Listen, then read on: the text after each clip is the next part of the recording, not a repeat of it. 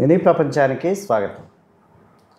రాష్ట్రంలో సుమారు 1,30,000 మంది పైన ఉన్న గ్రామ వార్డు సచివాలయ ఉద్యోగులు ఈరోజు చాలా అసంతృప్తితో ఉన్నారు. కారణం ఏంటంటే అనేక రకాలైన అపరిష్కృత సమస్యలు వారిని వెంటాడుతున్నట్లుగా తెలుస్తుంది.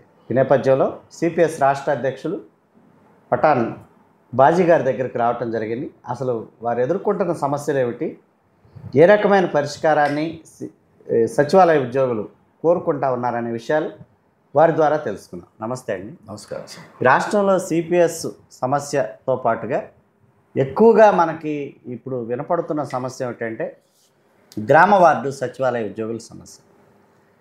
మొదట్లో ఈ రేషనలైజేషన్ అని, తర్వాత వాళ్ళ మాతృ డిపార్ట్మెంట్లకు వాళ్ళు పంపించేస్తారని చెప్పి, ఆ మధ్యకాలంలో ట్రాన్స్ఫర్స్, ఇటువంటి వ్యవహారాలని ఏదో ఒకటి వార్డు సచివాలయ ఉద్యోగుల వ్యవహారంలో ఏదో ఒక సమస్య నిరంతరం అది లైవ్గా మనకు కనపడతా ఉంది. అసలు ఏమిటంటారు ఈ గ్రామ వార్డు సచివాలయ వ్యవస్థ ఏమిటి, అసలు ఏ ఉద్దేశంతో దీన్ని తీసుకొచ్చారని? సార్, వీక్షకులందరికీ నమస్కారం. అలాగే ఈ రాష్ట్రంలో ఉన్న ఉద్యోగుల ఉపాధ్యాయులకు సంబంధించిన పెన్షన్లకు సంబంధించిన సమస్యలన్నింటిపైన కూలంకుషంగా మరి ప్రజలకు, ప్రభుత్వానికి, అలాగే ఉద్యోగ ఉపాధ్యాయులకు తెలియని వాళ్ళకు కూడా తెలియజేయడం కోసం ప్రయత్నం చేస్తున్నటువంటి మినీ ప్రపంచం వారికి కూడా ధన్యవాదాలు సార్. ఈ గ్రామ వార్డు సచివాలయాలు అనేవి 2019 కంటే ముందు మన రాష్ట్రంలో లేవు. అలాగే ఏ రాష్ట్రంలో కూడా ఇటువంటి వ్యవస్థ లేదు.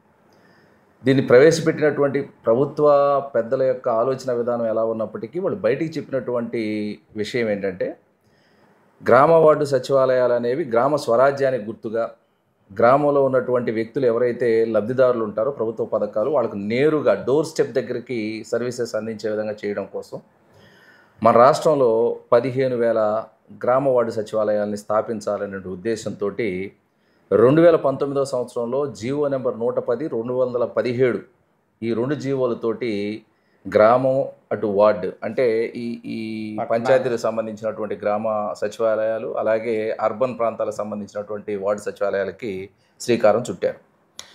అయితే ఈ 2 జీవోలతోటి తీసుకొచ్చినటువంటి గ్రామ వార్డు సచివాలయాల సిబ్బందికి వాళ్ళ జీవోలోనే వాళ్ళ రిక్రూట్మెంట్కి ఇచ్చినటువంటి జీవోలోనే 2 సంవత్సరాలు ప్రొబేషన్ పీరియడ్ ఉన్నది. ఆ ప్రొబేషన్ అయిపోయిన తర్వాత మీకు రెగ్యులర్ స్కేల్ని ఫిక్స్ చేస్తాము, అప్పటి వరకు 15,000 రూపాయలు మీకు వేతనంగా ఇవ్వడం జరుగుతుందని చెప్పేసి తెలియజేశారు. అయితే 2019 సంవత్సరం నుంచి స్టార్ట్ అయినటువంటి గ్రామ వార్డు సచివాలయాల వ్యవస్థ 2 సంవత్సరాలు అయిపోయినప్పటికీ అప్పుడున్నటువంటి ప్రభుత్వం 9 నెలలు ఇంకా ఎక్కువ ఈ ప్రొబేషన్ పీరియడ్ని ఎక్స్టెండ్ చేసి వాళ్ళ శ్రమను ఆ 9 నెలల పాటు దోచుకున్నారు. ఎందుకంటే నేను ఎందుకని ఆ శ్రమను దోచుకున్నారంటున్నానంటే, ఒక చిన్నపాటి ఉద్యోగస్తుడికి కూడా, చిన్నపాటి కూలీ చేసుకునే వ్యక్తికి కూడా 500 రూపాయలకి తక్కువ జీతం తీసుకునే పరిస్థితి ప్రస్తుతం అయితే లేదు మన రాష్ట్రంలో. పెరుగుతున్నటువంటి ధరలు కావచ్చు, ఇంటి అద్దెలు కావచ్చు, పిల్లల ఫీజులు కావచ్చు, ఆరోగ్య పరమైనటువంటి ఖర్చులు కావచ్చు, అని చూసుకుంటే 15,000 రూపాయలకి వీళ్ళందరూ కూడా 1,36,000 మంది సిబ్బంది ఆ రోజు చేరడం జరిగింది. వాళ్ళు డిగ్రీ క్వాలిఫికేషన్ తోటి ఈ ఉద్యోగాన్ని నోటిఫికేషన్ ఇస్తే, మరి ప్రభుత్వ ఉద్యోగాలనే క్రేజ్ తోటి, లైఫ్ సెక్యూర్డ్గా ఉంటుందనేటువంటి క్రేజ్ తోటి, కుటుంబాలకు భద్రత ఉంటుందనే క్రేజ్ తోటి ఎంటెక్, బీటెక్, అలాగే పిహెచ్డీలు చేసినటువంటి వాళ్ళు కూడా ఈ గ్రామ వార్డు సచివాలయాల సిబ్బందిగా జాయిన్ అయ్యారు. అయితే 9 నెలల కాలానికి కూడా 15,000 రూపాయలతో సరిపెట్టి అసలు వాళ్లకు ఆ ప్రొబేషన్ డిక్లరేషన్ ఎప్పుడు చేస్తాము, ఎలా చేస్తాము, ఏంటి అనేటువంటి విషయాలు కూడా తెలియచేయకుండా వాళ్ళ శ్రమను దోచుకున్నారు ఆ 9 నెలలు. అయితే ఇప్పటికీ 6 సంవత్సరాల కాలం అవుతుంటే ఆ ప్రభుత్వం రాగానే వాళ్ళకు ఆ ఉద్యోగాలు ఇచ్చారు. ఈ ప్రభుత్వం వచ్చింది. ఈ ప్రభుత్వం వచ్చేటప్పుడు కూడా వాళ్ళకు అనేకమైనటువంటి హామీలు ఇచ్చారు. ఎందుకోసం అంటే రాష్ట్రంలో ఉన్నటువంటి అతిపెద్ద వర్క్ ఫోర్స్లో ఆ డిపార్ట్మెంట్ ఒకటి. అంటే 9 వేరు డిపార్ట్మెంట్లకు సంబంధించినటువంటి వాళ్ళు ఒక గొడుగు కిందకు వాళ్ళు తీసుకొచ్చి అక్కడ కూర్చోబెట్టినప్పటికీ వాళ్ళు మొత్తం కూడా ఒకటే గ్రూప్కి సంబంధించినటువంటి వాళ్ళు కాబట్టి 1,36,000 మంది ఒక వర్క్ ఫోర్స్. వాళ్ళని నెగ్లెక్ట్ చేయలేనటువంటి పరిస్థితికి ఏ ప్రభుత్వమైనా, ఏ రాజకీయ పార్టీ అయినా వెళ్ళిపోయారు కాబట్టి వాళ్లకు కొన్ని ఎన్నికల హామీలు ఇవ్వడం జరిగింది. ఈ ఎన్నికల హామీల్లో భాగంగా మీ గ్రామ వార్డు సచివాలయాల సిబ్బంది ఆత్మగౌరవంతో పనిచేసుకునే విధంగా మేము చేస్తాము. అలాగే ఈ ఎవరైతే వాలంటీర్స్ అని చెప్పేసి ఒక గ్రామ వార్డు సచివాలయానికి కనీసం ఒక 50 ఇళ్లకు సంబంధించి ఒక వాలంటీర్ని పెట్టడం జరిగింది. వీళ్ళు ఇప్పుడు ప్రస్తుతం అంటున్నటువంటి విషయం ఏంటంటే, సార్ 2019లో మాకు జాబ్ ఇచ్చినప్పుడు మా వర్క్ మాకుంది. అలాగే గొడ్డు చాకరీలాగా మాకు చేయించినటువంటి పరిస్థితి కూడా ఉంది. సర్వేలని లేకుంటే వచ్చేటటువంటి బెనిఫిషరీస్ వచ్చేటువంటి పరిస్థితులు, కరెంటు బిల్లులు కట్టించుకోవడం, రకరకాలైన పనులు. ఉదయం నుంచి సాయంత్రం వరకు వాళ్ళ పని ఉంది. అలాగే డేటాను సేకరించేటటువంటి పని మాత్రము ఈ వాలంటీర్స్కి ఇవ్వడం జరిగింది. ఇప్పుడు ఆ వాలంటీర్స్ కూడా లేరు. వాలంటీర్స్ పని ప్లస్ ఈ ఉద్యోగస్తులు అంటే ఆ ఉన్నటువంటి ఉద్యోగస్తుల పని రెండూ కూడా వీళ్ళే చేయాల్సినటువంటి పరిస్థితి వచ్చింది. అంటే అటు ఫీల్డ్కి వెళ్ళాలన్నా, ఇటు ఆఫీస్లో ఉండాలన్నా, ఒక బెనిఫిషరీ ఆఫీస్కి వచ్చినప్పుడు ఇక్కడ లేకపోతే అతని మీద కంప్లైంట్ చేసిన పరిస్థితి. అలాగే ఉదయం నుంచి సాయంత్రం వరకు అక్కడ 3 సార్లు 4 సార్లు వాళ్ళు మరి బయోమెట్రిక్ వేయాల్సినటువంటి పరిస్థితి. మరి ఫీల్డ్లో ఎవరు వర్క్ చేస్తారు, ఉన్నటువంటి డేటా ఎవరు కలెక్ట్ చేస్తారు, ఆ ఊర్లో ఉన్నటువంటి స్థానికులకు ఆ రోజు వాలంటీర్స్గా ఉద్యోగాలు ఇచ్చారు కాబట్టి ఆ ఏరియాలో ఉన్నటువంటి వాళ్ళు మొత్తానికి కూడా వాళ్ళు పరిచయం ఉంటారు కాబట్టి డేటాని ఈజీగా తీసుకునేవాళ్ళు. ఇప్పుడు అసిస్టెంట్స్ కూడా లేకుండా జరిగిపోయింది అనేటువంటిది వాళ్ళ ఆరోపణ. ఇంకో విషయం ఏంటంటే ఈ గ్రామ వార్డు సచివాలయాలకు ఇచ్చేటటువంటి పనులను ప్రభుత్వాలు లేదా అధికారులు ఎప్పటికప్పుడు ఇది ఒక్కటే కదా, ఏమి ఇది చేయలేవా అనేటటువంటి మాటని 100 పనులు వాళ్ళు చెప్పి ఈ పని కొంచెం భారంగా ఉందండి అంటే ఈ ఒక్క పనే కదా నువ్వు చేయాల్సిందని చెప్పేసి అంటున్నారు. అంటే 1వ పని నుంచి 100వ పని వరకు ఈ ఒక్క పని 5 నిమిషాలు జరిగేటువంటి పని అనేటువంటి మాటలు వాళ్ళు మాట్లాడుతూ ఉన్నారు. ఈ మొత్తం 5 నిమిషాలు 5 నిమిషాలు కలుపుకుంటే మరి రోజులో ఎన్ని రోజులు ఉన్నాయో, ఎన్ని గంటలు ఉన్నాయో వీళ్ళు ఎలా చేయగలరో ఒకసారి అధికారులకను ఈ ప్రభుత్వ పెద్దలకే అర్థం కావాలి. మీరు చూసినట్లయితే గ్రామ వార్డు సచివాలయాలకు సంబంధించినటువంటి సిబ్బంది సర్వేలు చేయాలి. అది ప్రతి ఇంటికి తిరగాలి. వాళ్ళు వెళ్ళినప్పుడు ఆ బెనిఫిషరీ ఉండొచ్చు, ఉండకపోవచ్చు. అయితే వీళ్ళ మీద విపరీతమైనటువంటి ఒత్తిడి. బెనిఫిషరీ లేకపోయినా కానీ మాకు అనవసరం, మేము ఇచ్చినటువంటి పని నువ్వు సాయంత్రంలాగా చేయకపోతే నీ మీద యాక్షన్ తీసుకుంటాం. ఎక్కడి నుంచి తీసుకురావాలి ఆ బెనిఫిషరీని? ఏం చేయాలి అతను అంటే ఇక్కడ వచ్చేటటువంటి సర్వేలో కూడా బోగస్ వ్యవహారం రావడానికి ఆస్కారం కల్పించేటటువంటి పరిస్థితులు కనబడుతున్నాయనేటువంటిది. అంటే ఈ సచివాలయ వ్యవస్థను ఏర్పాటు చేసి మంచి పరిపాలన అందించాలనేటువంటి ప్రభుత్వ ఉద్దేశానికి తూట్లు పడతా ఉన్నాయి ఈ టార్గెట్ల వలన. 10 కుటుంబాలు కూడా ఇప్పుడు ప్రస్తుతం ఉన్నటువంటి గ్రామ వార్డు సచివాలయాల క్రిందకు వచ్చేటువంటి కుటుంబాలు అన్నీ కూడా ఎక్కడో చోట పని చేసుకోవడానికి వెళ్ళేటువంటి కుటుంబాలే. ఉదయం వెళ్తే సాయంత్రం వస్తారు. అలాగే గ్రామ వార్డు సచివాలయాల సిబ్బంది పని గంటలు ఏంటది, 10 గంటల నుంచి 5 గంటల వరకు మరి వాళ్ళు అవైలబిలిటీ ఉండరు. అటువంటి సమయంలో అంటే ఆఫీసు కానటువంటి సమయంలో వాళ్ళ దగ్గర నుంచి డేటా సేకరించడం కోసం అప్పుడు ఉన్నటువంటి వాలంటీర్ వ్యవస్థను ఇప్పుడు తీసేశారు. ఇది అంటే 24 గంటలు పనిచేసినా కానీ జరగనటువంటి పరిస్థితి ఇప్పుడు ప్రస్తుతం గ్రామ వార్డు సచివాలయాలకి. అది ఎలా ఉందంటే సఫకేటింగ్గా ఉంది వాళ్ళకి. ఒక అడాల్ఫ్ హిట్లర్ కనుక నాజీ నియంత అడాల్ఫ్ హిట్లరు ఈ జూయిష్ ప్రజలను తీసుకొచ్చి ఆ గ్యాస్ ఛాంబర్స్ అని చెప్పేసి వాళ్ళని పెట్టి గ్యాస్ నింపేసి చంపేసినట్లుగా వీళ్ళు ఆ విధమైనటువంటి సఫికేషన్ గురవుతున్నారు. ఇది ఈ సంవత్సరం వచ్చిందా, పోయిన నెల వచ్చిందా, ఎంతకుముందు వచ్చిందా అంటే 6 సంవత్సరాల నుంచి వాళ్ళు చేరినప్పటి నుంచి వాళ్ళు అనుభవిస్తున్నటువంటి ఆత్మక్షోభ ఇది ఈ గ్రామ వార్డు సచివాలయాలు. అలాగే వాళ్ళు అనేకమైనటువంటి సర్వీసెస్ ఆఫీస్లో ఉండి ఇవ్వాల్సినటువంటి పరిస్థితి ఉంది. అలాగే ఫీల్డ్ వర్క్ వెళ్లాల్సినటువంటి పరిస్థితి ఉంది. అలాగే వాళ్లకు పొద్దునుంచి సాయంత్రం వరకు చూసుకున్నట్లయితే ఉన్నటువంటి అధికార గణం మొత్తం కూడా ఒక రోజులో 5 ట్రైనింగ్లు కూడా వాళ్ళు అటెండ్ అయ్యారంటే మీరు నమ్మగలరా? గంట ఒక ట్రైనింగ్, మళ్ళీ 2వ గంటలో ఇంకొక ఆఫీసర్ ట్రైనింగ్, మళ్ళీ 3వ గంటలో ఇంకొక ఆఫీసర్ ట్రైనింగ్. ఎన్ని ట్రైనింగ్లు వాళ్ళకు పెడతారు? అక్కడ ఆఫీసర్లు అయితే మారుతా ఉన్నారు, ట్రైనింగ్ ఇచ్చే ఆఫీసర్లు లేకపోతే ఇన్స్ట్రక్షన్స్ ఇచ్చే ఆఫీసర్లు మారుతున్నారు. కానీ ట్రైనింగ్ తీసుకునేటువంటి వాడికి నీళ్లు తాగడానికి అన్నం తినడానికి కూడా అవకాశం లేనటువంటి పరిస్థితిలో వాళ్ళు ఒక రూమ్లో పడేసి పిల్లిని కొడితే తిరగబడుతుందనే ఆ చందంగా ఇప్పుడు వాళ్ళ పరిస్థితి తయారైంది. కాబట్టి ఇవన్నీ కూడా గవర్నమెంట్ ప్రోగ్రామ్స్ అని జరపాల్సిందే వాళ్ళు, ప్రోటోకాల్స్ అని చూసుకోవాల్సిందే వాళ్ళు. సర్పంచ్ వచ్చినా, ఎంపీపీ వచ్చినా, జెడ్పీటీసీ వచ్చినా, ఎమ్మెల్యే వచ్చినా, కలెక్టర్ వచ్చినా ఎవరు రెస్పాండ్ కావాలి? ఆ ఊర్లో అవైలబుల్గా ఉండేటటువంటి ఒక వర్క్ ఫోర్స్ ఎవరంటే గ్రామ వార్డు సచివాలయాలు. వాళ్ళకు ఉండే వాళ్ళ పని వాళ్ళకు ఉంటుంది. మళ్ళీ ఇవన్నీ కూడా చూసుకోవాల్సినటువంటి దాంట్లో ఒత్తిడికి గురవుతూ ఉన్నారు. ఒత్తిడి చేయడం వలన క్వాలిటీ ఆఫ్ సర్వీస్ వస్తుందని అనుకోవడం అనేటటువంటిది మరి ఎంతవరకు, ఇది పదే చెప్తా ఉన్నాం. అధికారులకు కానీ, ఆ పైన ఉన్నటువంటి మంత్రులకు కానీ, ఆ మంత్రులకు తెలియచేయాల్సినటువంటి ఈ అధికారులు అత్యున్నతమైనటువంటి చదువుకున్నటువంటి అధికారులు కేవలం వాళ్ళ మీదకి తోసేసాం, వాళ్ళు చేయట్లేదని మమ్మల్ని బూచిగా చూపించడానికి కోసం ప్రయత్నం చేస్తున్నారే తప్ప మరి వాళ్ళకేమో విషయం తెలియదు, తెలియజేయాల్సినటువంటి అధికారులు తెలియచేయరు. మేమేమో గొంతెత్తి మాట్లాడితే మమ్మల్ని ఏదో తీవ్రవాదులాగా ఉగ్రవాదులాగా మరి కేసులు పెట్టడాలు, రకరకాలైనటువంటి డిపార్ట్మెంట్కి సంబంధించినటువంటి చర్యలు తీసుకోవడాలు, లేకుంటే టార్గెట్ చేయడాలు, మా మాట వినరా అని చెప్పేసి ఆఫీసుల్లో టార్గెట్ చేయడాలు, ఇవన్నీ కూడా ఈ మధ్యకాలంలో రాష్ట్రంలో 5 సంవత్సరాల కాలంలో హెచ్చురిల్నాయి. ఈ 1.5 సంవత్సరాల కాలంలో మారిందని చెప్పేసి ఎవరన్నా అనుకుంటే అది పొరపాటే. అదే విధమైనటువంటి విధానాన్ని కొనసాగించడం కోసం ప్రయత్నం చేస్తున్నారు ఆఫీసర్లు, దాన్ని ఖండిస్తున్నాం. అంటే కొంతమంది బాగా మనకి చెప్పే సంగతి ఏమిటంటే, ఈ గ్రామ వార్డు సచివాలయ ఉద్యోగులు జగన్మోహన్ రెడ్డి ఆధ్వర్యంలో వచ్చారు కాబట్టి ప్రస్తుతం ఉన్న ప్రభుత్వానికి వాళ్ళు కొంత వ్యతిరేకంగా ఉన్నారు. అంటే ప్రభుత్వానికి చెడ్డ పేరు తెచ్చే విధంగా కూడా కొన్ని చోట్ల పనిచేస్తున్నారు. అంటే ఈ మధ్యకాలంలో మనకి గుంటూరు మున్సిపాలిటీ ఇక్కడ చూస్తే ఈ సదరన్ సర్టిఫికేట్ ఇచ్చే విషయంలో కూడా ఇంకా జగన్మోహన్ రెడ్డి ఫోటో వేసి ఇచ్చి, పైగా అది పొరపాటున జరిగిందంటే పొరపాటున జరగలేదు, బాధితులు అడిగితే ఏం కాదులేపో చెల్లిద్దులేపో అని చెప్పి ఏదో అన్నారని చెప్పి, అంటే ఇటువంటి భావనలో ఉన్నారు. కాబట్టి ఈ నేపథ్యంలోని ప్రభుత్వానికి వీరికి మధ్య ఒక తీవ్రమైన అంతరం ఉందని చాలామంది చెప్తున్నారు. అసలు ఆ మాటలు ఎంతవరకు వాస్తవం ఉందంటే? సార్, మీ దృష్టికి నేను చిన్న విషయాన్ని తీసుకురావాలనుకున్నాను. గత ప్రభుత్వ హయాంలో మేము ప్రభుత్వంతోటి ఉద్యోగస్తుల ఉపాధ్యాయులకు సంబంధించిన సమస్యల చర్చలకు వెళ్ళాం. ఏది ఈ జాయింట్ యాక్షన్ కమిటీ సంబంధించి మేము చర్చలకు వెళ్ళినప్పుడు ప్రభుత్వ పెద్దలు అయా గ్రామ వార్డు సచివాలయాలకు సంబంధించినటువంటి ఉద్యోగస్తులకి సమస్యలు ఉన్నాయని చెప్పడానికి ప్రయత్నం చేస్తే, నేనే చెప్పడానికి కోసం ప్రయత్నం చేస్తే, వాళ్ళంతా మా ఉద్యోగస్తులు, మీరేమి వాళ్ళ గురించి చెప్పొద్దు, వాళ్ళని కూడా మీరు చెడగొడుతున్నారని చెప్పేసి అడిగినటువంటి సంస్కృతి, ఆ చరిత్ర ఉంది. మేమేమంటామంటే, వీళ్ళందరూ కూడా ఎవరి పెరడులోనూ పనిచేసేటటువంటి పాలేర్లు కాదు, వీళ్ళు ఉద్యోగస్తులు. జగన్ ఉద్యోగం ఇస్తే జగన్కు పాలేర్లుగా, చంద్రబాబు నాయుడు గారు ఇస్తే చంద్రబాబు నాయుడు గారికి పాలేరుగా, లేకుంటే అంతకుముందున్న రాజశేఖర రెడ్డి గారికి ఆయన హయాంలో వచ్చినటువంటి వాళ్ళు ఆయనకు పాలేరుగా పనిచేసే అవకాశం అయితే ఈ రాష్ట్రంలో లేవు.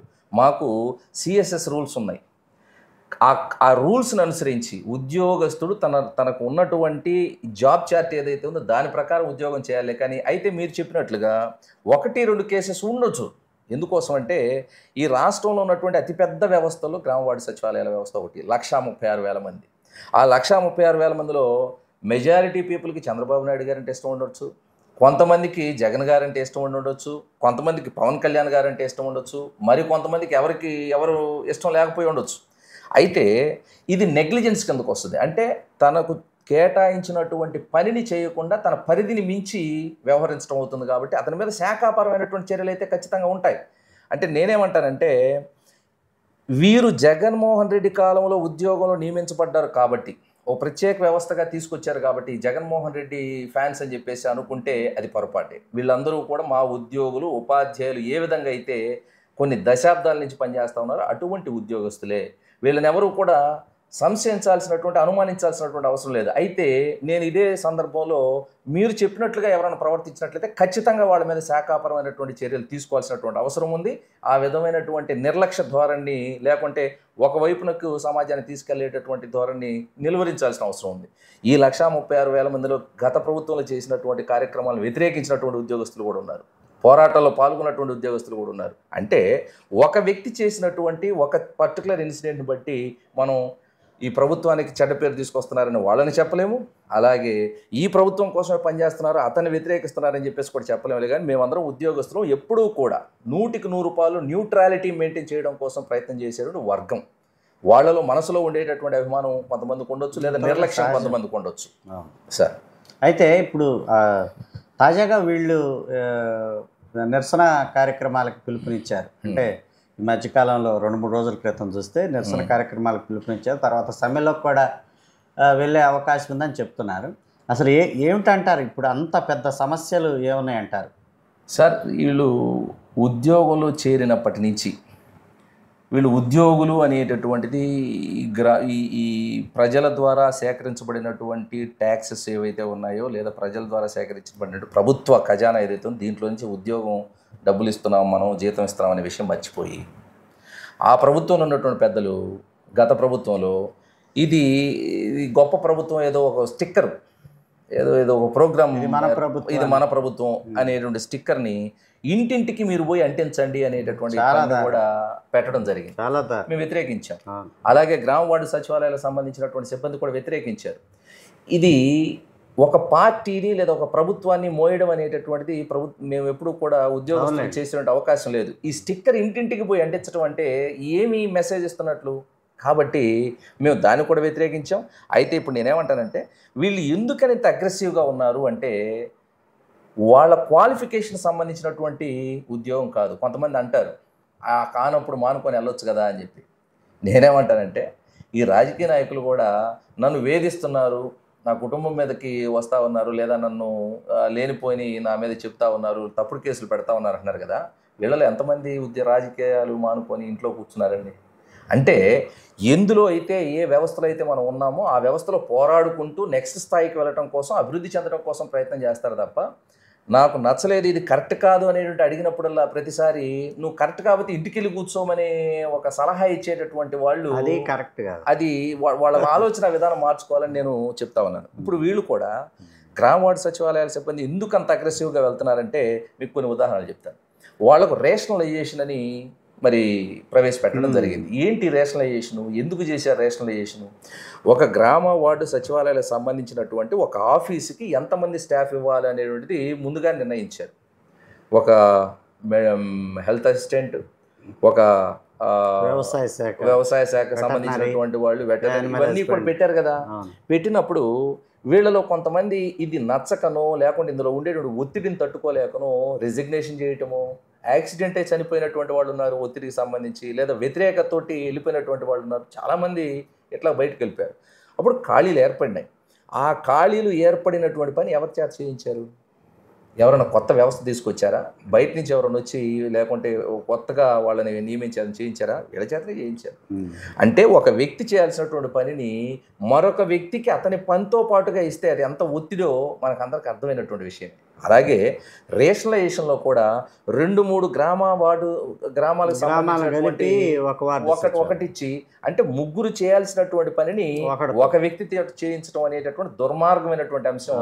దానిలో మొట్టమొదటిగా వాళ్ళందరూ కూడా వ్యతిరేకించడం జరిగింది. ఆ తర్వాత ట్రాన్స్ఫర్స్ జరిగినాయి. అంటే అడుగడుగున ఏ విషయంలోనూ వాళ్ళు సాటిస్ఫాక్షన్గా వాళ్ళు పని చేసుకోవడానికి అవకాశం లేనటువంటి జరుగుతుంది. ఎగ్జాక్ట్లీ ఆ పదం సరిగ్గా సరిపోతుంది.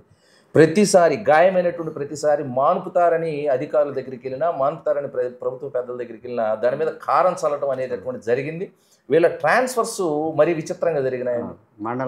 రేషనలైజేషన్తో బగ్గుమంటున్నటువంటి ఉద్యోగస్తుల్ని వీళ్ళు ట్రాన్స్ఫర్స్ అని పెట్టారు. ట్రాన్స్ఫర్స్ అన్నా ఏమన్నా ట్రాన్స్ఫర్ జరిగాయా అంటే డబ్బులు ఉన్నవాడికి ఒక విధంగా, లేకుంటే రాజకీయ నాయకులతో పరిచయం ఉన్నవాడికి ఒక విధంగా, లేకుంటే తన సొంతగా మరి అధికారులు ప్రసన్నం చేసుకున్నవాడికి ఒక విధంగా, ఏ విధమైనటువంటి బ్యాక్గ్రౌండ్ లేనటువంటి వ్యక్తికి మరీ అన్యాయమైనటువంటి ట్రాన్స్ఫర్స్ జరిగినాయి. ఎందుకు చేశారో కూడా తెలియదు. ప్రభుత్వం ఒక నిబంధన పెట్టింది, వాళ్ళని సొంత మండలంలో ఉండటానికి వీల్లేదని మహిళా ఉద్యోగులకి ఇబ్బంది. ఇప్పుడు టీచర్లకు ట్రాన్స్ఫర్స్కి ఒక చట్టం ఉంది, అలాగే మిగతా ఉద్యోగస్తులు ట్రాన్స్ఫర్స్ చట్టం ఉంది. మరి ఇదేంటండి అసలు? ఇది ఏ చట్ట ప్రకారం చేశారు? ఏ పద్ధతి ప్రకారం చేశారు? అధికారులకైనా తెలుసా? ఈ అధికారులు చేసినటువంటి అధికారులకైనా తెలుసా? అంటే ఇంత ఒత్తిడి అనేటటువంటిది తీసుకునేదేమో బెత్తెడు, చేసేటటువంటి పనేమో బారెడు, క్వాలిఫికేషన్స్ ఏమో హైయెస్ట్ క్వాలిఫికేషన్స్ ఉన్నటువంటి ఉద్యోగస్తులంతా కూడా ఉన్నారు. మరి వీళ్ళలో అసహనం రాక ఏమవుతుంది? ట్రాన్స్ఫర్స్లో ఒక విచిత్రం. అలాగే భవిష్యత్తు గురించి ఏమన్నా ఆశతోటి పనిచేయడానికి ఒక అనుకూలమైనటువంటి వాతావరణం ఏమైనా ఉందా? ట్రాన్స్ఫర్స్ తెలియదు, జాబ్ చార్ట్ తెలియదు, ఎవడు చెప్పిన పని చేయాలో తెలియదు. ఇన్ని ఒత్తిడుల మధ్య మనిషి ఎలా పనిచేస్తాడు? అది సరైనటువంటి క్వాలిటీ ఎలా వస్తుంది? మరి వీళ్ళు అసహనానికి గురవుక ఆనందంగా ఎలా పనిచేస్తారు? ఇదేంటి? ఇప్పుడు క్లస్టర్ విధానం అంట. ఇప్పుడు ఇది కొత్తగా తీసుకొచ్చినటువంటి దీన్నే అత్యంత ఎక్కువగా వీళ్ళు వ్యతిరేకిస్తా ఉన్నారు. ఏంటి క్లస్టర్ విధానం అంటే, ఇది వరకు ఒక సచివాలయంలో ఒక ఉద్యోగి ఉన్నాడు అనుకోండి, ఆ ఉద్యోగి సంబంధించినటువంటి డేటా ఏదైతే ఉందో ప్రభుత్వం వారి దగ్గర నుంచి వచ్చినటువంటి ఆదేశాల ప్రకారంగా నేను ఈ పని చేయాలి కాబట్టి నాకు ఈ డేటా కావాలి, ఆ 50 ఏళ్లకు సంబంధించినటువంటి అందులో ఉన్న బెనిఫిషరీస్ ఎవరైతే ఉన్నారో వాళ్ళ దగ్గరికి వెళ్ళి డేటా తీసుకొచ్చి సేకరించి ఇవ్వండి అని చెప్పేసి ఒక వాలంటీర్ చెప్పేవాడు. అతను అర్లీ మార్నింగ్ చేస్తాడో, నైట్ వాళ్ళు పని నుంచి వచ్చినప్పుడు చేస్తాడో, ఊర్లో అక్కడే ఉంటాడు ఉండేటటువంటి కాబట్టి. వ్యక్తి కాబట్టి అతను తీసుకున్నటువంటి ఆనరోరియం 5,000 రూపాయలకు తగ్గట్లుగా అతను పోయి తీసుకొచ్చేవాడు.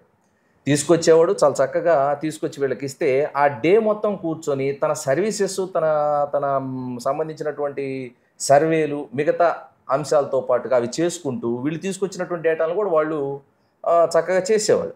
అయితే ఇప్పుడు వీళ్ళని తీసేశారు కదా, ఆఫీస్లో వర్క్ ఎవరు చేయాలి? 10 గంటల నుంచి 5 గంటల దాకా ఎవరు ఉండాలి? మరి ఈ సంబంధించినటువంటి బెనిఫిషియరీస్ కలిసి వాళ్ళ దగ్గర నుంచి సమాచారం ఎలా సేకరించాలి?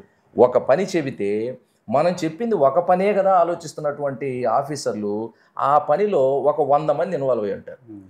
ఆ పనిని చేయడం కోసం ఈ ఉద్యోగస్తులు ఆ ఫీల్డ్కి వెళ్ళినప్పుడు 100 మందిలో 50 మంది మాత్రమే అవైలబుల్ ఉంటారు. మరి మిగతా 50 మందిని ఎప్పటికి పట్టుకోవాలి వాళ్ళు? వీళ్ళు ఊళ్ళో లేరురా బాబు, వాళ్ళు ఎక్కడో ఉన్నారు, వేరే ఊళ్ళో ఉన్నారు, లేదా ఎవరో చనిపోయినట్టు వెళ్ళారు, లేదా పెళ్ళి అయింది వెళ్ళారు, లేదా వలస వెళ్ళారు అని చెప్పేసి అన్నా కానీ ఎక్కడున్నారో కనుక్కొని వాళ్ళ డేటా సంబంధించి సేకరించి నువ్వు ఇందులో మాకు సమాచారం ఇవ్వాలని చెప్పేసి హుకుం జారీ చేసి, అటువంటి సందర్భాల్లో కూడా ఈ నోటీసులు, సస్పెన్షన్స్ అంటే భయభ్రాంతులకు గురి చేసి ఈ ఉద్యోగమా వెట్టి చాకరీనా అప్పుడెప్పుడు మనం చెప్పుకునేవాళ్ళం పాతకాలంలో. ఒక వ్యక్తిని ఆ యుద్ధాల్లోనో లేకుంటే అడవుల్లోనో ఉన్నటువంటి వాళ్ళని పట్టుకొచ్చి వాళ్లకు తిండి పెట్టకానో వీళ్ళు కావలసినటువంటి పనులు చేయించుకోవడం, అది బానిస విధానం. అది బానిస విధానం పోయిందని మనం అనుకుంటున్నాంలే కానీ ఇంకా ఈ రాష్ట్రంలో బానిస విధానం బతికుందని చెప్పడం కోసం ఈ ఉద్యోగ నయా బానిసత్వం అంతే. అంటే కొంచెం వైట్ కాలర్ బానిసత్వం. అంటే క్లస్టర్ విధానం అంటే ఈ ఉన్నటువంటి ఉద్యోగస్తుడే అతని పని ప్లస్ ఇతని పని, ఫీల్డ్ వర్క్కి సంబంధించి కూడా ఇతనే సమాచారాన్ని తీసుకొచ్చి ఇతనికి ఆ 50 ఏళ్ళు మ్యాప్ చేస్తారు. ఆ 50 ఏళ్లకు సంబంధించి అతనికి ఏమైనా సరే, ఫర్ ఎగ్జాంపుల్ 9 మంది మనం ఇందులో ఉద్యోగస్తులు ఉన్నాం సచివాలయంలో, ఒక 50 ఏళ్లకు సంబంధించి మీకు 50 ఏళ్లకు సంబంధించిన రెస్పాన్సిబిలిటీ ఇస్తారు. ఆ ఏళ్ళని మీకు మ్యాప్ చేస్తారు. అలాగే నాకు కూడా ఒక 50 ఏళ్లకు సంబంధించిన మ్యాపింగ్ జరుగుతుంది. ఆ ఇళ్లలో పెన్షన్ రాలేదా, ఎవరైనా చనిపోయారా, ఎవరైనా పుట్టారా, ఎవరైనా కొట్టుకున్నారా, ఎవరైనా కింద పడ్డారా, ఎవరైనా తిన్నారా తినలేదా, ఏం వచ్చినా కానీ ఈ ఉద్యోగస్తుడిదే బాధ్యత. ఎలా చూసుకోగలడు? ఆ ఇంట్లో ఎవరు లేరా? వాళ్ళు చూసుకోరా? వాళ్ళకు ఉన్నటువంటి సమాచారాన్ని తీసుకొచ్చి మాకు కావాల్సింది ఇది, మా బెనిఫిట్ ఇది రావాలని చెప్పేసి వాళ్ళు చెప్తే చేయరా? అంటే అటు వెళ్ళాలన్నా ఇటు వెళ్ళాలన్నా అంటే ఏమంటే ఈ అడకత్తెరలో పోక చెక్క అనేటటువంటి సామెతగా తయారు చేస్తున్నారు ఈ వ్యవస్థని. అంటే ఇప్పటికే దాదాపుగా 10,000 నుంచి 15,000 మంది ఈ వ్యవస్థను వదిలేసి ఇది ఒక గవర్నమెంట్ ఉద్యోగం అయినప్పటికీ వెళ్ళిపోయారు. కొంతమంది ఈ ఉన్నటువంటి వర్క్ ప్రెషర్ తట్టుకోలేక అధికారులు పెట్టినటువంటి మీటింగ్లకు ఇంకో దానికో అటెండ్ అవుతూ, లేదా చెవుల్లో దానికి సంబంధించిన వీడియో కాన్ఫరెన్స్లు వింటూ డ్రైవ్ చేస్తూ యాక్సిడెంట్ అయి చనిపోయినటువంటి వాళ్ళు ఉన్నారు. రకరకాలైనటువంటి బాధలు వాళ్ళకు ఉన్నాయి, అసలు చెప్పడానికి కూడా అవకాశం లేదు. అలాగే 2 సంవత్సరాలు వాళ్ళు ఉద్యోగం చేశారు, ప్రొబేషన్ చేశారు. ఈ 2 సంవత్సరాల తర్వాత అన్ని వ్యవస్థలో ప్రొబేషన్ లేదు. 15,000 రూపాయలు ప్రొబేషన్ చేశారు కదా. ఈ ప్రొబేషన్కి సాధారణంగా అయితే వాళ్ళు చేసినటువంటి దానికి సాటిస్ఫాక్టరీ లెవెల్స్ ఉన్నట్లయితే, వాళ్ళు రెగ్యులర్ చేసినట్లయితే వాటికి 2 నోషనల్ ఇంక్రిమెంట్స్ ఇవ్వాలి. అంటే ఇప్పుడు ఇంక్రిమెంట్స్ ఇవ్వండి, అరియర్స్ ఇవ్వండి అని చెప్పేసి వాళ్ళు ఏం అడగట్లా, 2 నోషనల్ ఇంక్రిమెంట్స్. అక్కడి వరకు ఉన్నటువంటిది ఓకే, ఇక్కడ నుంచి మాకు 2 ఇంక్రిమెంట్స్ నోషనల్ అని అడుగుతున్నారు. దీన్ని చేయకపోగా, ప్రమోషన్ ల్యాడర్ చెప్పకపోగా, లైన్ డిపార్ట్మెంట్ చెప్పకపోగా, వాళ్ళ ఆఫీసర్ ఎవరో చెప్పకపోగా, వాళ్ళ సర్వీస్ రూల్స్ చెప్పకపోగా, వాళ్ళు చేయాల్సినటువంటి పనిలో గందరగోళం. ఎవరెవరంటే వాళ్ళని ఆదేశించేటువంటి వాళ్ళు, పనిచేయమని ఆదేశించేవాళ్ళు చూడండి, ఎంపీడీఓ ఆదేశిస్తాడు, ఎంఆర్ఓ ఆదేశిస్తాడు, లైన్ డిపార్ట్మెంట్ సంబంధించిన ఆఫీసర్లు, పంచాయతీ సెక్రటరీ ఆదేశిస్తాడు, విఆర్ఓ ఆదేశిస్తాడు, జిఎస్డబ్ల్యూఎస్ ఆఫీసర్లు ఆదేశిస్తారు, కలెక్టరేట్లో ఉన్న ఉద్యోగ చేసేవాడు ఒకడు, చెప్పేవాళ్ళు ఇంతమంది.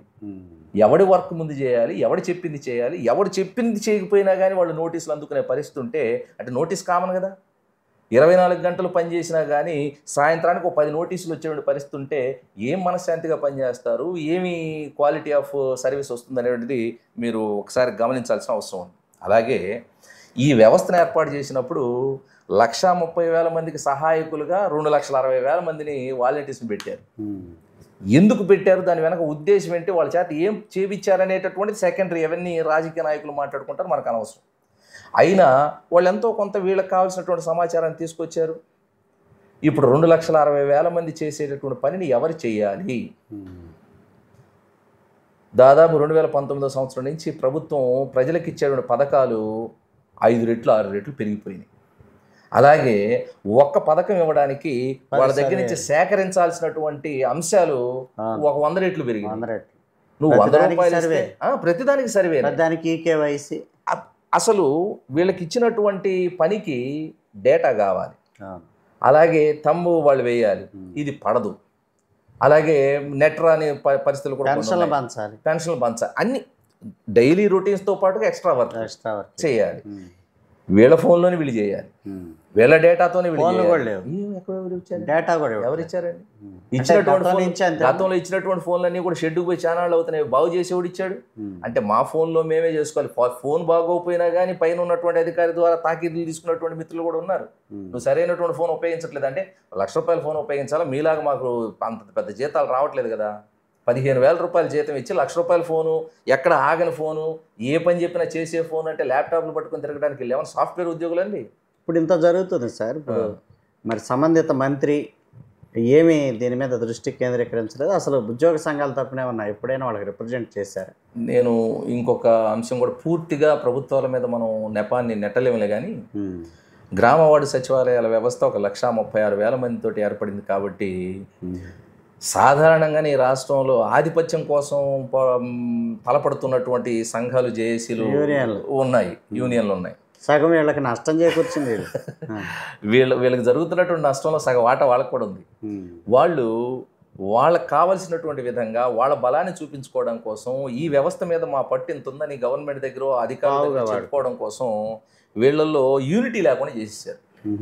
9 లేదా 11 మంది ఫంక్షనరీస్ ఉంటే 11 సంఘాలు, అందులో కూడా మళ్ళీ స్పెషలైజేషన్ సంఘాలు, దాదాపుగా 60-70 సంఘాలను వాళ్ళు సృష్టించారంటే, 60-70 సంఘాలు సృష్టించారంటే ఈ ఘనతంతా కూడా ఈ నాయకులదే అని చెప్పుకోవాలి. ఇక్కడ ఈ గ్రామవార్డు సచివాలయాల సిబ్బంది పరిస్థితి ఎట్లా ఉందంటే, అసలు అంతకుముందు 2019 కంటే ముందు లేనటువంటి ఒక స్పెషల్ క్రియేషన్. చిన్న ఉదాహరణ చెప్తాను. ఒక తల్లిలో తండ్రో చనిపోతే ఆఫీస్ సబార్డినేట్గా, అంటే టీ తీసుకురావడానికో, లేకుంటే ఫైల్ మోయడానికో, లేకుంటే అక్కడ నిలబడి ఎవరైనా వచ్చేవాళ్ళని రిసీవ్ చేసుకోవడానికి ఉండేటువంటి ఆఫీస్ సబార్డినేట్గా చేరడం కోసం 8వ తరగతి 9వ తరగతి లేదా 10వ తరగతి సరిపోతుంది. వాళ్ళు చేసే పని అంతే కదా. కారుణ్య అనే జ్ఞాపకం కింద వాళ్ళకి ఇచ్చేటువంటి జీతం ₹24,440 బేసిక్ స్టార్టింగ్. అక్కడి నుంచి పెరుగుదల ఉంటుంది. మరి డిగ్రీ క్వాలిఫికేషన్ పెట్టి ఇంత పిహెచ్డీలు, డాక్టరేట్లు చేసినటువంటి వ్యక్తులు, ఎంటెక్ని చేసినటువంటి వ్యక్తులు అక్కడ ₹1,00,000-2,00,000 వచ్చే ఉద్యోగాలు కూడా వదులుకొని ఇది సెక్యూర్డ్గా ఉంటుందనే ఉద్దేశంతో ఇక్కడికి వచ్చినప్పుడు వీళ్ళకి వాళ్ళు 2 సంవత్సరాల పాటు 2 సంవత్సరాలు 9 నెలల పాటు ఇచ్చింది 15,000. సరే పోనివ్వండి. ఆ తర్వాత ఏమైనా ఇచ్చారా అంటే వీళ్ళకి ఇచ్చినటువంటి జీతం ₹14,200 బేసిక్. ఎంత దారుణం అండి ఇది. ఏది గత ప్రభుత్వం చేసినటువంటిదే.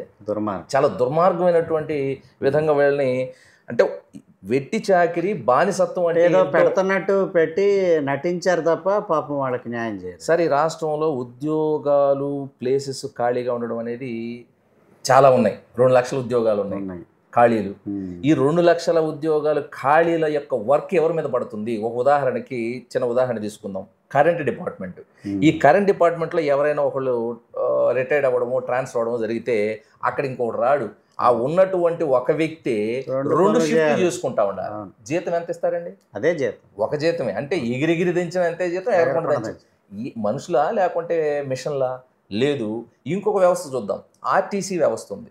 ఆర్టీసీలో ఇంతకుముందు ఒక డ్రైవరు తను సేఫ్గా బండిని తీసుకెళ్ళి మళ్ళీ తీసుకురావడం వరకు తన బాధ్యత నిర్వర్తించేవాడు. ఆ బండికి సంబంధించినటువంటి జాగ్రత్తలు తీసుకునేవాడు. ఇకపోతే రెవెన్యూకి సంబంధించి డబ్బులు తీసుకోవడం, వీటికి సంబంధించి ఒక కండక్టర్ అనే వ్యక్తిని పెట్టేవాడు. వీళ్ళు ఎవరి బాధ్యతలు వాళ్ళు సక్రమంగా నిర్వర్తించేవాళ్ళు. ప్రమాదాలు కూడా తక్కువగా జరిగేది. ఈరోజు ఒక డ్రైవరే చేస్తున్నాడు. పెరిగినటువంటి ట్రాఫిక్ ఏంటి, పెరిగిన ప్రయాణికులు ఏంటి, ఈ స్క్వీజింగ్గా ఉన్నటువంటి కండిషన్లో కండక్టర్ని తీసేశారు. ఇప్పుడు డ్రైవరు డ్రైవింగ్ చేయాలన్నా రోడ్డు చూస్తూ, లేకుంటే అంటే ఆయన టికెట్లు కొడుతూ డ్రైవింగ్ చేస్తూ ఉంటే గుండె జారి పాకెట్లోకి వస్తూ ఉంది. మాకు చూస్తుంటే చాలా ప్రమాదకరమైనటువంటి పరిస్థితి. మరి వారు టికెట్ కొట్టాలి కదా. మరి ఈ స్టేజ్ నుంచి ఆ స్టేజ్కి వెళ్ళేసరికి టికెట్లు కొట్టాలి. అంటే ఇక్కడ విషయం, ప్రభుత్వాలు కానీ అధికారులు కానీ తమకు ఉన్నటువంటి ఆర్థికపరమైనటువంటి అంశాలను తగ్గించుకోవడం కోసం చేస్తున్నటువంటి ప్రయత్నంగా వాళ్ళు చూస్తున్నారు. కానీ మా మీద వర్క్ బర్డెన్ అంతకంతకు పెరిగిపోతుందనే ఉద్యోగుల మీద విషయం వర్క్ బర్డెన్ పడిపోతాం. అంటే మోస్తుంది కదా అని ఎద్దు మీద అది ఒక 10 కేజీలు 20 కేజీలు 100 కేజీలు మోయగలిగినటువంటి ఎద్దు మీద 200 కేజీలు నేను చెప్పినట్టు చేస్తుంది, మోగజీవి కదా అది ఏం మాట్లాడలేదని చెప్పి చేస్తే అది చివరికి కూలబడ్డం తప్ప ఆ వ్యవస్థ అంతా కూడా జరిగింది. అదే ఇప్పుడు జరుగుతుంది.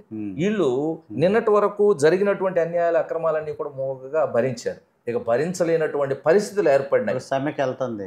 ఏదైనా అంతే కదండి. పోరాటాలు కానీ విప్లవాలు కానీ ఈ దేశంలో వచ్చినాయంటే ప్రపంచంలో ఎక్కడైతే అణచివేత అధికమవుతుందో అక్కడనే పోరాటాలు మొదలవుతాయి. అదేవిధంగా ఈరోజు గ్రామ వార్డు సచివాలయాలు సంబంధించినటువంటి సిబ్బంది మొన్న ఒక పోరాటానికి వాళ్ళు పిలుపునిచ్చారు. అంటే 5వ తేదీ ఏంటంటే రాష్ట్ర వ్యాప్తంగా ఉన్నటువంటి గ్రామ వార్డు సచివాలయాల సిబ్బంది మొత్తం కూడా నల్ల బ్యాడ్జీలు విధులకు హాజరయ్యారు.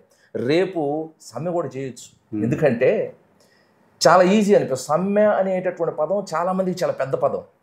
ఈ ఉద్యోగస్తులకు కానీ ఉపాధ్యాయులు సాధారణమైన విషయం అది చాలా పెద్ద పదం. ఆ సమ్మె అనగానే అందరూ కూడా భయపడతారు, అమ్మ ఏమవుతుందని. కానీ ఎప్పుడైతే తాము పడుతున్నటువంటి బాధల కంటే సమ్మె చాలా చిన్నది అనిపిస్తుందో ఇక సమ్మెకి వెళ్ళటానికి ఎవరు కూడా సంశయించరు. ఈ ఉద్యోగస్తుల ఉపాధ్యాయులు అయితే 57 డిపార్ట్మెంట్లు ఉన్నాయి కదా, వీళ్ళలో సమన్వయం ఇచ్చి వీళ్ళు సమ్మెకి వెళ్ళేటటువంటి పరిస్థితి అయితే ప్రస్తుతానికి కనబట్టలేదు. కానీ అదే ఉపాధ్యాయుల్లో కూడా అనేకమైనటువంటి సంఘాలు ఉన్నాయి కాబట్టి వీళ్ళు కూడా సమ్మెకి వెళ్ళేటువంటి పరిస్థితులు అయితే కనబట్టలేదు. కానీ గ్రామ వార్డు సచివాలయాల్లో ఉన్నటువంటి 130,000 మంది తగ్గారు. ఇప్పుడు ప్రస్తుతం 110,000, 15,000, 20,000 మంది ఉన్నారు. వీళ్ళందరూ కూడా ఎదుర్కొంటుంది they are all sailing in one boat. వాళ్ళందరి సమస్యలు ఒకే విధమైనటువంటి సమస్య ఉంది కాబట్టి వాళ్ళందరూ బయటికి రావడం పెద్ద విషయం ఏం కాదు. ఇది త్వరలోనే బర్స్ట్ అయ్యేటువంటి అవకాశం కూడా ఉందని నేను అనుకుంటున్నాను. అయితే మీరు ఇందాక ఒక మాట అన్నారు ఏంటంటే ఈ 1 సంవత్సర కాలంలో నేనేమంటానంటే వీళ్ళ బాధలు 1 సంవత్సరానికి కాదు, ఇవి 6 సంవత్సరాల నుంచి బాధలు అనుభవిస్తున్నాడు. నా బిడ్డలు వీళ్ళు నేను సృష్టించినటువంటి త్రిశంకు స్వర్గం అని చెప్పుకున్నటువంటి ఆ ప్రభుత్వంలో కూడా వీళ్ళు పడరాని పాటలు పడ్డారు.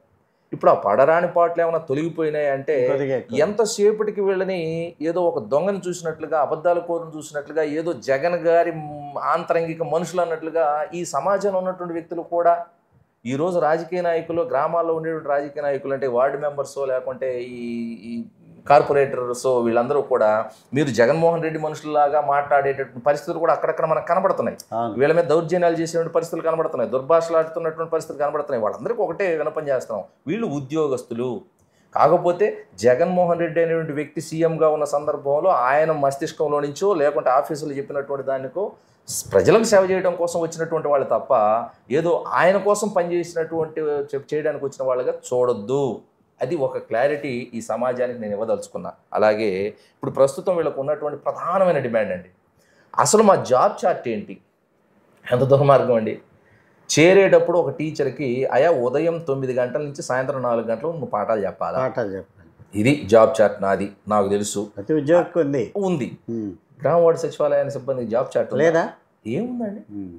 ఎవరు చెప్పారండి ఇప్పటి వరకు? మేమేం పని చేయాలో చెప్పండి మహాప్రభు అని వాళ్ళు 2019 నుంచి గొంతు చించుకొని అరుస్తున్నారు. ఈ రోజుకి చెప్పినటువంటి నాథుడు లేడు. రెండో అంశము వాళ్ళకి ప్రమోషన్ ల్యాడర్. నేను ఇప్పుడు ఎస్జిటిగా చేరినటువంటి వ్యక్తి స్కూల్ అసిస్టెంట్ కావచ్చు, అక్కడి నుంచి హెచ్ఎం కావచ్చు.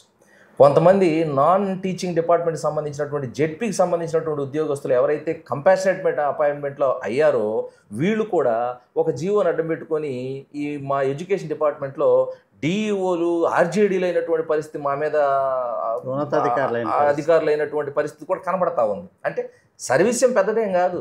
మా ఎస్జిటీలు ఎవరైతే ఉన్నారో వాళ్ళకు ఉన్నటువంటి సర్వీస్లో సగం లేనటువంటి వ్యక్తులు ఈరోజు ఏడీలు గాను డిప్యూటీ డిఈఓలు గాను మా ఛానల్ ఉంది వాళ్ళకి. మరి భవిష్యత్తు మీద ఆశ లేకుంటే మొనాటనస్గా ఒకే విధమైనటువంటి లైఫ్ స్టైల్ ఉన్నట్లయితే, ఒకటే పని చేసినట్లయితే కొంతకాలానికి ఎవరికైనా కానీ అది సరైనటువంటి దాన్ని అభివృద్ధి చేసుకోవడానికి అవకాశం ఉండదు. కాబట్టి మీ అందరికీ తెలిసిన విధంగానే భవిష్యత్తు మీద ఆశతోటే మనిషి బతుకుతాడు. అసలు భవిష్యత్తు లేదనుకుంటే ఎలా బ్రతకాలి, వాళ్ళు ఏం పని చేయాలి? నేను ఇక్కడ కష్టపడి పని చేస్తే రేపు నాకు ప్రమోషన్ వస్తుంది అనేటువంటి ఆశ లేదు. ప్రమోషన్ ఛానల్ లేదు, ప్రమోషన్ లెటర్ లేదు. ఈ వ్యక్తి ఇందులో జాయిన్ అయ్యాడు, నెక్స్ట్ ఏంటి? క్వశ్చన్ మార్క్, ప్రతి చోట కూడా క్వశ్చన్ మార్క్. అలాగే సర్వీస్ రూల్స్ లేవండి, సర్వీస్ రూల్స్ లేవు. అలాగే వర్క్ లోడ్ ఎంత పెంచుకుంటూ పోతారు అసలు, ఎక్కడ దీనికి అంతం ఏంటి, వీళ్ళు చేయని పని ఏంటి? నాకు తెలిసి ఈ శానిటరీ అసిస్టెంట్ అనేటువంటి వ్యక్తి పెద్ద శానిటరీ వర్కర్ ఇక వీళ్ళకి. అంటే ఉదయాన్నే లేచి రావాలి, మళ్ళీ ఫోటోలు పెట్టాలి, ప్రతి ఒక్కటి కూడా. అంటే ఇప్పుడు ఈ వార్డు సచివాలయాల్లోనే సెక్రటరీలు కూడా వాళ్ళు కూడా ఉదయాన్నే వచ్చి ఉదయాన్నే 6ంటికి వచ్చి అట్లా వాళ్ళు అక్కడ ఫోటోలు నిలబడాలి, ఖచ్చితంగా వీడియోలు తీయాలి. దాని మీద కూడా చాలా మంది మాట్లాడారు. ఇప్పుడు మానేస్తున్నారో ఇంకోటో ఒక వ్యక్తికి మనం ఇన్ఛార్జ్ చేసాం, ఒక వ్యక్తికి ఇన్ఛార్జ్ చేసామంటే అర్థం ఏంటి? ఫర్ ఎగ్జాంపుల్ మీకు కంప్యూటర్స్ వచ్చండి, నాకు రాదు కాబట్టి నేనేం చేశాను, నా కంప్యూటర్స్ తోటి ఆ టెక్నికల్ నాలెడ్జ్ అవసరం లేని ఉద్యోగంలో నేను చేరా. ఈరోజు మీరు మానేశారు ఉద్యోగం, లేదా మీరు ట్రాన్స్ఫర్ అయ్యారు, నాకు ఇన్ఛార్జ్ చేస్తే నేనేం చేయాలా? ఆఫీసర్లు అంటారో నేర్చుకొని చేయండి అయ్యా. అది ఎట్లా? అది ఎలా సాధ్యం అసలు? అది రాని పని కాదు. అది ఎలా సాధ్యం? నా కంప్యూటర్ నాలెడ్జ్ లేదయ్యా మహాప్రభు నేను చెబుతుంటే, లేకపోతే నీకు నోటీస్ ఇస్తాననేటువంటి ఒక బెదిరింపు ధోరణి అనేది ఎంతవరకు సమంజసం? మీరు అందరూ కూడా ఒకసారి ప్రభుత్వ దృష్టికి తీసుకెళ్ళడం కోసమే నేను అర్జీ చేస్తా ఉన్నా. అలాగే డెప్యుటేషన్స్, ఇక్కడున్నటువంటి పనులు చేయడం కోసం వీడు చచ్చి చెడి బ్రతుకు జీవుడా అని చెప్పేసి సాయంత్రానికి పని అయిపోయి ఆఫీసర్లకి ఇంటికి పోండి అంటే ఊపిరి పీల్చుకునే పరిస్థితిలో ఉన్న గ్రామవార్డు సచివాలయాల సిబ్బందిలో కొన్ని వందల వేల మందిని వేరే డిపార్ట్మెంట్లో జీతమేమో ఆ గొర్రెతో ఒక బెత్తిడే, చేయించేది మాత్రం పెద్ద సాఫ్ట్వేర్ ఎంప్లాయీస్ ఏ పని అయితే చేస్తారో, లేకుంటే వీళ్ళు 50,000, 60,000, 70,000 రూపాయల శాలరీస్ దేనికైతే ఇవ్వాల్సి ఉంటుందో ఆ డిపార్ట్మెంట్లో వీళ్ళని డెప్యుటేషన్ వేయించుకొని నీకు టెక్నికల్ నాలెడ్జ్ ఉంటే దీనికి అప్లై చేసుకోమని చెప్పేసి అక్కడ పిలిచికెళ్ళి కొన్ని వేల మందిని డెప్యుటేషన్లో పనిచేపిస్తా ఉన్నారే. ఏం అనిపించడం లేదా ఈ అధికారులకి? వాళ్ళకేం తెలియదా? తెలియక చేస్తున్నారు ఈ పనులన్నీ. వీళ్ళు కూడా అధికారులు చెప్పినటువంటి మాటలు వినకపోతే ఏమవుతుందనే ఉద్దేశంతో అలా వెళ్ళి చేయటం అనేది జరుగుతూ ఉంది. రెండో అంశం పొలిటికల్ ప్రెషర్. గ్రామ వార్డు సచివాలయాల సిబ్బంది ఎంత నిబద్ధతతో పనిచేసినా బొడమేరు పొంగినప్పుడు ఆ విజయవాడ సిటీలో ఉన్నటువంటి ప్రతి ఒక్కళ్ళు ఇళ్లలోనే ఉన్నారు. ఎవరు చేశారు పని అంటే ఈ గ్రామవార్డు సచివాలయాల సిబ్బందికి పిల్లలు ఉంటారా? ఆ బుడమేరు పొంగినటువంటి ప్రాంతంలో గ్రామవార్డు సచివాలయాల కుటుంబాలు లేవా? ఆ కుటుంబాల్లో ఉన్న పిల్లల్ని, తల్లుల్ని, వృద్ధులైన తల్లుల్ని, భర్తల్ని, భార్యల్ని వదిలేసి వీళ్ళు వచ్చి ఇక్కడ సర్వీస్ చేశారు. అంటే కాస్తైనా మనం ఆర్థికంగా ఇవ్వకపోయినా పర్వాలేదు, లేదా ఏదో పెద్ద గుర్తింపు ఇవ్వాలి కదా. వాళ్ళు చేసేటటువంటి పనికి బాబు నువ్వు చేస్తున్నావు, నీకు ధన్యవాదాలని చెబితే వాళ్ళు మనస్తృప్తిగా ఫీల్ అవుతారు, చాలా మంచిగా పని చేసుకోవడానికి అవకాశం ఉంది. అలా జరగడం లేదు. ఈరోజు జరిగినటువంటి ట్రాన్స్ఫర్స్లో నేను చెప్పినటువంటి ప్లేస్కి రావాలని వేయించుకున్నటువంటి రాజకీయ నాయకులను ఊరకు వదులుతారా? వదిలేటువంటి అవకాశం ఉందా? నేను చెప్పిన వాడికి నువ్వు ఈ పని చేసి పెట్టి అని చెప్పేసి వాళ్ళ మీద అవకాశం లేనట్టు నిబంధనలేమో ఒకటి చెప్తాయి. ఇక్కడ లోకల్గా ఉండేటువంటి లీడర్ ఏమో సగం తెలుసు సగం తెలియక వాడి మీద ఒత్తిడి తీసుకొస్తాడు. వీడి మధ్యలో నలిగిపోవడమే కదండి. ఏదైనా జరిగితే వీడికి ఉద్యోగం పోతుంది, మరి ఆ నాయకుడికి ఏమవుతుందండి? ఏమీ కాదు. అంటే చేయకపోతేనేమో ఒత్తిడి, చేస్తేనేమో ఉద్యోగం పోగొట్టుకునేటువంటి పరిస్థితి. ఇంత దౌర్భాగ్యమైనటువంటి పరిస్థితిలోనే వాళ్ళు ఎదురు తిరగటం కోసం ప్లాన్లు చేస్తూ ఉన్నారు. అలాగే అన్ని వాట్సాప్ ఇన్స్ట్రక్షన్సే గ్రామ వార్డు సచివాలయాల సిబ్బందికి. ఏది కూడా జీవోల రూపంలోనూ ఇన్స్ట్రక్షన్స్ రూపంలోనూ పేపర్ మీద రావు. మీరు అడగండి వాళ్ళని. 1,20,000 మంది ఉద్యోగస్తులు వాట్సాప్లో వచ్చినటువంటి ఫాలో అయ్యి చేయాలి. ఒకవేళ వాట్సాప్లో వచ్చిన విషయాన్ని చూడడం లేట్ అయితే వాడిని పైనుంచి కింది స్థాయి అధికారి వరకు రకరకాలైనటువంటి మాటలతోటి హింస పెట్టడం. అంటే 24 గంటల ఫోన్లోనే ఉండాలి వాళ్ళు. ఫోన్ చూస్తూ ఉంటారా, ఎవరేం చెప్తారో అని చూస్తూ ఉంటారా? ఈ రకమైనటువంటి పరిస్థితులు నాకైతే గ్రామ వార్డు సచివాలయాల సిబ్బందికి ఉన్నటువంటి ఈ వర్క్ ప్లేస్లో ఉన్నటువంటి ప్రెషర్ ఇంకో ప్లేస్లో ఎక్కడ ఉన్నాయి. టీచర్లకు రకరకాలైనటువంటి టీచింగ్కి సంబంధించిన లేనటువంటి అంశాలు ఉన్నాయి. అలాగే ఉద్యోగస్తులకు సంబంధించి ఆర్థికపరమైనటువంటి సమస్యలు ఉన్నాయి. కానీ వీళ్ళు అనుభవిస్తున్నటువంటి సమస్య మాత్రం చాలా యూనిక్. ఇచ్చేది ఎంత, చేసేది మాత్రం కొండంత, లెక్కలేనంత. కొండంత అని చెప్పడానికి కూడా అవకాశం లేదు. దానికి ఒక రెస్ట్రిక్షన్స్ ఉంది, ఒక బ్యారియర్ ఉంది. దీనికి అసలు అవకాశం లేనటువంటి ప్రెషర్ను వాళ్ళ మీద పెట్టడంతో వాళ్ళు తట్టుకోలేకపోతున్నారు. ప్రెషర్ కుక్కర్ కూడా ఎక్కువసేపు మరిగిస్తే పేలిపోతుంది. అటువంటి పరిస్థితి రాకూడదని, అటువంటి పరిస్థితి రాకుండా ఈ ప్రభుత్వంలో ఎంతో కొంత ఉద్యోగుల ఉపాధ్యాయుల గురించి ఆలోచించేటటువంటి ముఖ్యమంత్రి గారు ఉన్నటువంటి ఈ ప్రభుత్వాన్ని నేను విన్నపం చేస్తా ఉన్నా. అంతవరకు ఉద్యోగుల వ్యవస్థని తీసుకురావద్దు. మీరు చేస్తున్నారు, మేము కాదంటలేదు. మీరు డిఏలో లేకుంటే ఉన్నటువంటి పిఎఫ్ అకౌంట్స్కి సంబంధించినటువంటి సెటిల్మెంట్స్, లేకుంటే ఈ పార్షియల్ విత్డ్రాలకు సంబంధించినటువంటి ఏదో ఒకటి చిన్న చిన్నగా చేస్తూ ఉన్నారు. సిపిఎస్ సంబంధించినటువంటి అంశాన్ని కూడా నేను చేస్తానండి. మొన్న ఈ మధ్యన అంటే ఉద్యోగుల ఉపాధ్యాయులకు సంబంధించినటువంటి ఆర్థిక బకాయిలు నేను బాధ్యత తీసుకుంటానని ఈ మధ్యన జరిగినటువంటి కొన్ని బకాయిలు పడతాయి. ఉపాధ్యాయ దినోత్సవం రోజున గౌరవనీయులు సీఎం గారు చెప్పారు. అయితే నేను ప్రత్యేకంగా మనవి చేసేది ఏంటంటే, ఒక నిఘాని మీ ప్రభుత్వం తరపున ఈ అధికారుల మీద కూడా పెట్టండి. వాళ్ళు చేసినటువంటి తప్పులకు క్రింద ఉన్నటువంటి ఉద్యోగస్తుల్ని ఉపాధ్యాయులు బలిపశువులుగా మారుస్తూ ఉన్నారు. ప్రతి డిపార్ట్మెంట్లో ప్రయోగాలు